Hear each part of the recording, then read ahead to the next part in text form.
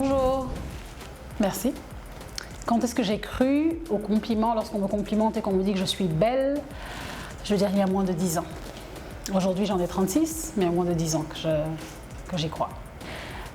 Ma première expérience avec la beauté, je ne suis pas certaine, mais je donne souvent cet exemple lorsque je parle de beauté, de confiance, d'estime de soi. Je donne cet exemple je me rappelle comme si c'était hier, je suis rentrée en fracas dans la chambre de mes parents, je ne sais même pas si eux s'en rappellent, et j'ai dit à mon père que je ne me trouvais pas jolie, je ne sais même pas si lui-même s'en rappelle. Lorsque j'étais plus jeune, j'étais beaucoup plus foncée, donc je n'ai aucune idée de ce qui s'est passé. J'aurais aimé avoir le même teint que lorsque j'avais 12 ans ou plus jeune. Et ma mère étant carteronne, donc étant métisse, ayant un métissage, on m'appelait Yvonne Fimin, qui veut dire Yvonne la Noire, parce que je lui ressemblais beaucoup, il paraît, sauf qu'elle était claire, donc carteronne, et moi j'étais foncée. Et donc on me comparait souvent, hein, on disait que, toute jeune déjà, on me disait que j'étais comme ma mère, mais juste noire. Et alors ce jour-là, je ne sais pas, est-ce que c'est des tantes, est-ce que c'est... En tout cas, des adultes discutaient dans la cour, et puis je ne sais pas ce qui m'avait contrariée, hein. Je ne sais pas ce qui avait contrarié la petite fille, mais je suis rentrée en fracas dans la chambre de mes parents, et je dis à mon père, mais regarde, moi j'aime pas, je suis trop noire, je suis foncée. Je dis d'ailleurs, regarde sur mes mains, j'ai des poils comme un homme.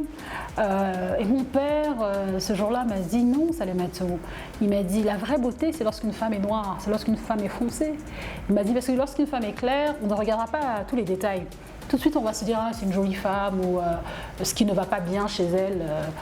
Il ne me l'a pas dit dans ces mots exacts, mais il m'a dit, on a tendance à croire que les femmes claires sont belles, alors que non. Il dit, la vraie beauté d'une femme, c'est lorsqu'elle est foncée, lorsqu'elle est noire. Et aussi banal que ce soit, les mots de mon père m'ont réconfortée. Et à partir de ce moment-là, j'ai eu confiance dans ma couleur de peau.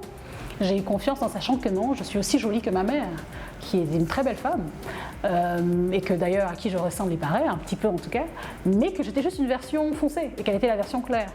Donc je pense que ma première expérience avec la beauté, ou ma première expérience avec cette acceptation de soi, était cette petite fille, qui je crois avait moins de 12 ans, mais à qui son père a dit qu'elle était belle parce qu'elle était foncée.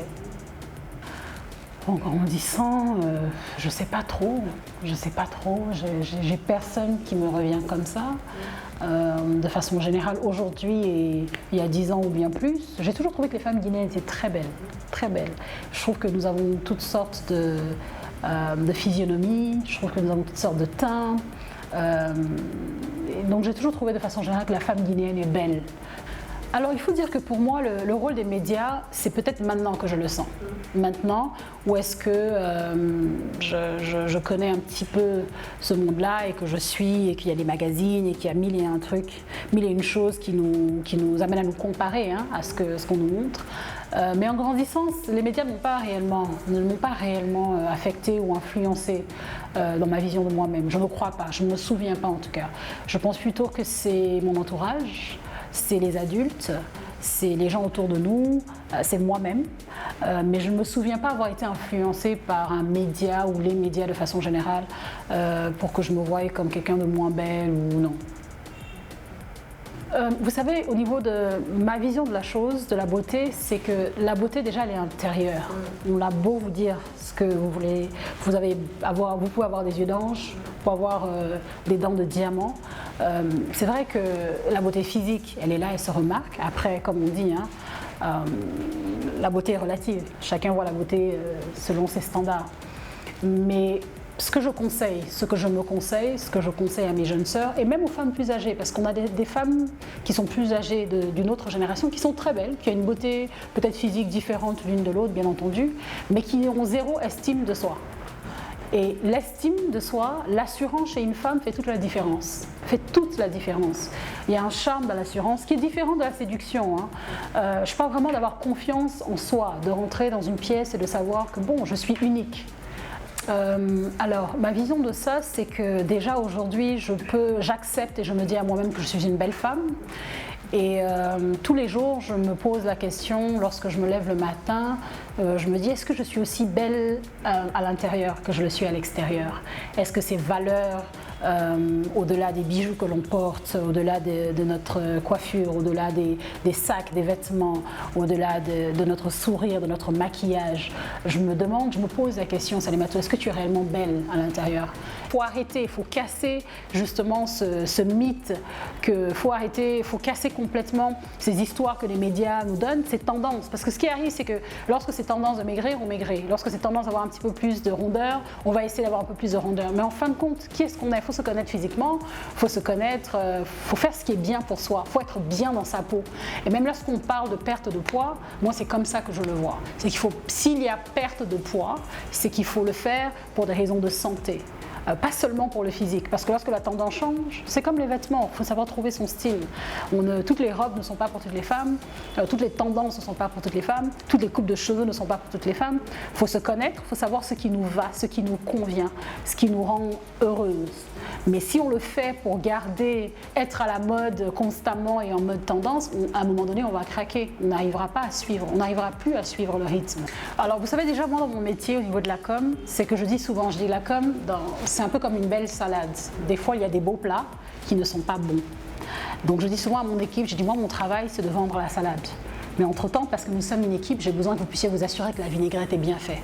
Parce que le temps que la personne à la vitrine voie mon plat et veuille venir le déguster, on s'assure que la vinaigrette, tous les ingrédients sont frais.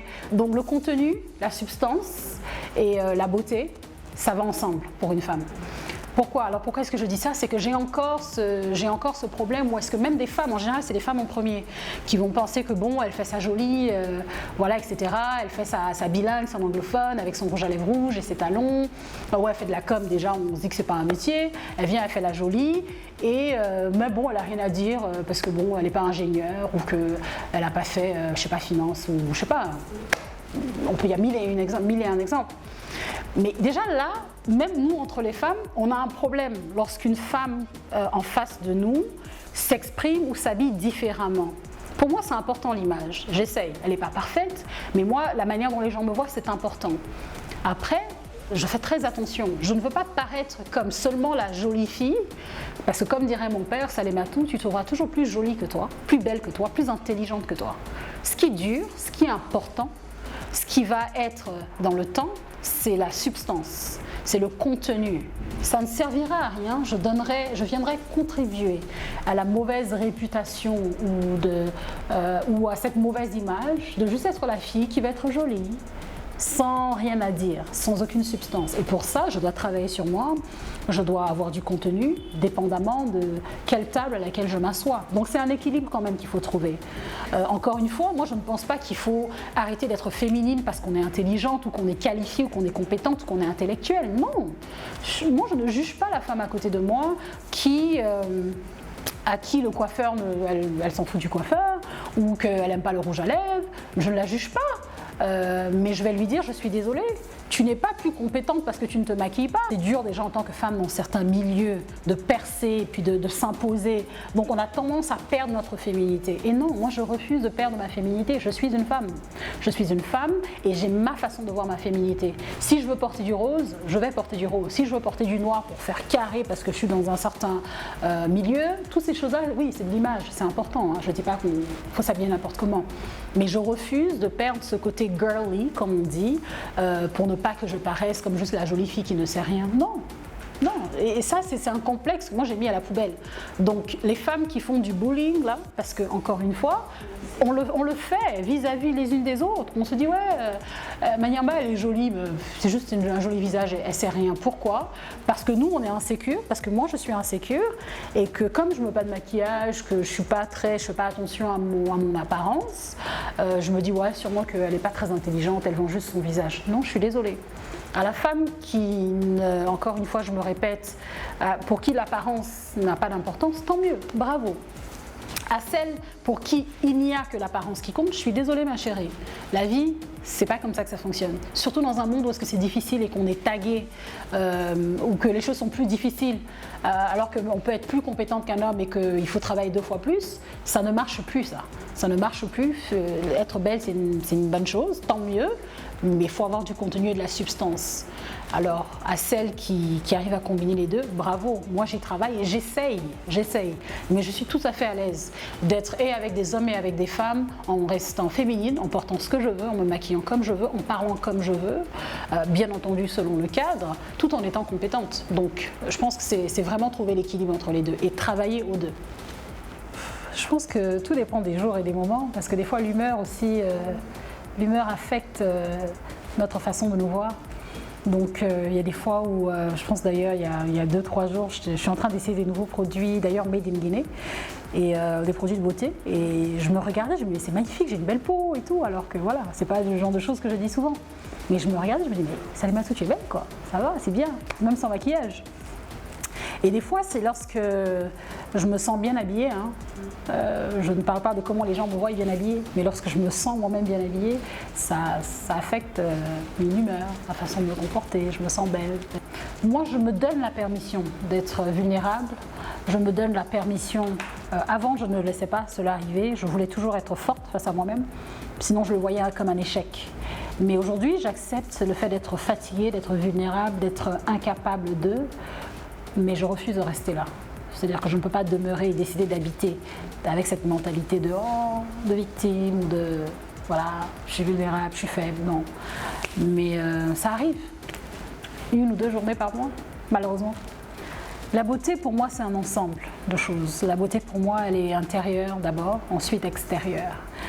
C'est mon message, c'est ce en quoi je crois, c'est ce que j'essaye de vivre.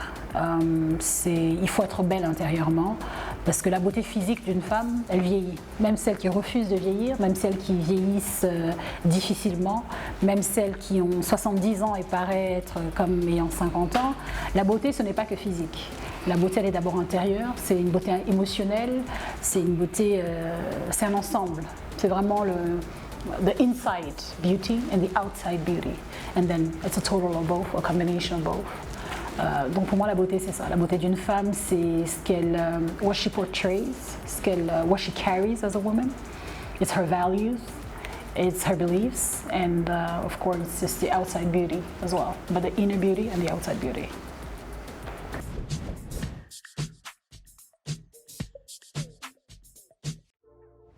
Salimatu, l'amie qui essaye d'être là pour les gens qu'elle aime, ne perds plus ton temps avec ceux qui ne t'apprécient pas à ta juste valeur. Continue d'aimer les gens, même de loin. À la Salimatu à qui on a dit qu'elle était trop émotive et trop émotionnelle, Salimatu, tu as le droit d'être émotive. Salimatu, tes émotions ne sont pas une mauvaise chose. Apprends à les canaliser, apprends à les gérer. Tu es une belle personne et ces émotions que l'on t'a souvent reprochées font partie de la personne que tu es. À Salimatu dans 10 ans et dans 15 ans, j'espère que celle d'aujourd'hui sera fière de toi.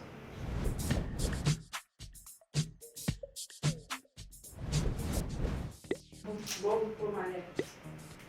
Les 3 produits de beauté. Baume à lèvres, tonifiant, crème de nuit.